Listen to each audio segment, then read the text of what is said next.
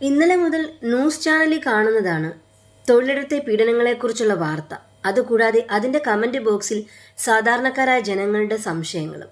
പ്രധാന സംശയങ്ങൾ പരാതിക്കാരെക്കുറിച്ച് ഇങ്ങനെയാണ്: ഇവന്മാർക്കൊക്കെ തണ്ടും തടിയുമില്ലേ? ഇങ്ങനെ പീഡനം സഹിച്ചു നിൽക്കാതെ അവന്മാർക്കിട്ട് 2 കൊടുത്തിട്ട് ഇറങ്ങിപ്പോയാൽ പോരെ. ഇനി ഈ വീഡിയോയ്ക്ക് സപ്പോർട്ടുമായിട്ട് വന്ന പയ്യന്മാരെക്കുറിച്ച്, ഇവന്മാരൊക്കെ ഇത്രയും പീഡനം സഹിച്ച് എന്തിനാണ് ഈ കമ്പനിയുടെ കൂടെ നിൽക്കുന്നത്? ഈ ചോദ്യങ്ങൾക്കെല്ലാം ഒരുത്തരമേ ഉള്ളൂ: മോട്ടിവേഷണൽ മാനിപ്പുലേഷൻ. അതാണ് ഇത്തരത്തിലുള്ള കമ്പനികൾ കൈക്കൊള്ളുന്ന രീതി. എന്ന് വെച്ചാൽ എൻകറേജ്മെൻറ്റ്, ഇൻസ്പിറേഷൻ, അതുപോലെ തന്നെ ഇമോഷണൽ ഇൻഫ്ലുവൻസിലൂടെ നമ്മുടെ യഥാർത്ഥ ബിഹേവിയറും ബിലീഫും അപ്പാടെ മാറ്റി അവരുടെ നിയന്ത്രണത്തിലാക്കുന്ന രീതി. ഇത് പോസിബിൾ ആണോ എന്ന് ചോദിച്ചു കഴിഞ്ഞാൽ അതെ, തീർച്ചയായും പോസിബിൾ ആണല്ലോ. അതാണല്ലോ നമ്മൾ ഇപ്പോൾ കണ്ടുകൊണ്ടിരിക്കുന്നത്. ഇതിനു വേണ്ടി ഇവർ ചില ടാക്ടിക്സ് ഉപയോഗിക്കും. ട്രെയിനിങ്ങിനെന്ന് പറഞ്ഞെടുക്കുന്ന കുട്ടികളെ ജീവിതചര്യ പോലെ ചില കാര്യങ്ങൾ ചെയ്യുവാൻ നിർബന്ധിതരാക്കും. നമ്മുടെ മൈൻഡിനെ അപ്ലിഫ്റ്റ് ആക്കുന്ന തരത്തിലുള്ള ചില സ്ലോഗൻസ് അവർ ഡെയിലി ഉരുവിടിപ്പിക്കും. 2, അവരുടെ കൂട്ടത്തിലെ ചില സാധാരണക്കാരായ വ്യക്തികൾ റിച്ചായ കഥകൾ മോട്ടിവേഷൻ സ്റ്റോറിയായിട്ട് പറഞ്ഞു തരും.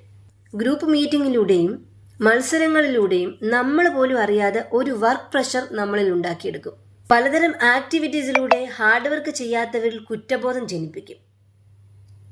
എല്ലുനുറകുന്ന വേദന പോലും നല്ല നാളേക്കുള്ള കാൽവയ്പാണെന്ന് നമ്മളിൽ വിശ്വസിപ്പിക്കും. പണിഷ്മെന്റ് എന്നത് നേരിട്ട് കൊടുക്കാതെ ഗ്രൂപ്പുകളായി തിരിച്ച് അതിൽ ജയിക്കുന്ന ഗ്രൂപ്പിലെ കുട്ടികളെ വെച്ച് ജയിപ്പിക്കും.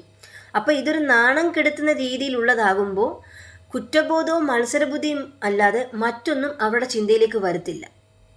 ശരിക്കും പറഞ്ഞാൽ ഗവൺമെൻറ്റും മാധ്യമങ്ങളും ആ ഒരു സ്ഥാപനത്തിൽ വർക്ക് ചെയ്യുന്നവരുടെ സ്റ്റേറ്റ്മെൻറ്റ് എടുക്കാതെ ആ ഒരു സ്ഥാപനത്തിൽ നിന്നും രക്ഷപ്പെട്ടു പോയവരുടെ സ്റ്റേറ്റ്മെൻറ്റ് എടുക്കുകയാണ് ചെയ്യേണ്ടത്. കാരണം അവിടെ നിലവിൽ വർക്ക് ചെയ്യുന്ന ആ കുട്ടികളുടെ മാനസിക നിലയൊന്ന് നേരായി വരണമെങ്കിൽ തന്നെ ഒരുപാട് കൗൺസിലിംഗ് അവർക്ക് വേണ്ടി വരും. ഒറ്റ കാര്യം മാത്രം മനസ്സിലാക്കുക: നിങ്ങളുടെ തലച്ചോറിനെ നിങ്ങൾക്ക് കൺട്രോൾ ചെയ്യാൻ സാധിക്കുന്നതിലും എളുപ്പത്തിൽ മറ്റൊരാൾക്ക് കൺട്രോൾ ചെയ്യാൻ സാധിക്കുമെന്നുള്ള വസ്തുത നിങ്ങൾ തിരിച്ചറിയുക. ഇത് മാത്രമല്ല, ഈ ഒരു ബോധമുണ്ടായ പല തട്ടിപ്പുകളിൽ നിന്നും നമുക്ക് രക്ഷപ്പെടാം. അതെങ്ങനെ? നമ്മൾ എത്ര കിട്ടിയാലും പഠിക്കത്തില്ലല്ലോ. ഇനി എത്രയൊക്കെ അനുഭവം നമുക്കുണ്ടായെന്ന് പറഞ്ഞാലും പിന്നെയും ചെന്ന് കയറി കൊടുത്തില്ലെങ്കിൽ നമുക്ക് ഉറക്കം വരത്തില്ല. അതാണ് നമ്മൾ മലയാളികളുടെ ഒരു ശീലം.